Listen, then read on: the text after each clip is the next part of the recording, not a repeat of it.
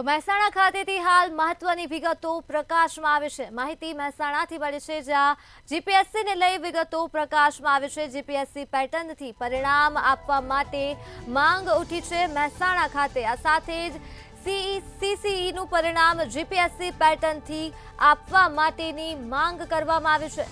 વિદ્યાર્થીઓએ ધારાસભ્યો અને સાંસદ સભ્યોને રજૂઆત કરી છે આ મામલે। ત્યારે પરિણામમાં નોર્મલાઇઝેશનથી અનેક વિદ્યાર્થીઓ સાથે અન્યાય થયો છે, ત્યારે ઓછા માર્ક્સવાળા વિદ્યાર્થીઓને ફાયદો થયાની પણ રજૂઆત કરવામાં આવી છે। તો મહેસાણાથી આ સમગ્ર મામલો સામે આવ્યો છે, જ્યાં જીપીએસસી પેટર્નથી પરિણામ આપવા માટેની માંગ ઉઠાવવામાં આવી છે। સીસીઈનું પરિણામ જીપીએસસી પેટર્નથી આપવા માટે માંગ કરવામાં આવી છે ઉમેદવારો દ્વારા। ત્યારે વિદ્યાર્થીઓએ ધારાસભ્યો અને સાંસદને રજૂઆત કરી છે। પરમાર ધર્મેન્દ્ર કુમાર નટવરલાલ સીસીની એક્ઝામમાં જે મેરિટ લિસ્ટ પાડ્યું એ જીપીએસસી પ્રમાણે પાડે, કારણ કે વધારે વિદ્યાર્થીઓ લાભ લઈ શકે અને વધારે ઉમેદવારો એની અંદર બેસી શકે। તો કોમ્પિટિશનમાં સાહેબ અત્યારે જે મેરિટ ઊંચું લઈ ગયા 72 માર્ક જે અનએક્સેપ્ટેબલ, આટલું ઊંચું મેરિટ જઈ જ ના શકે।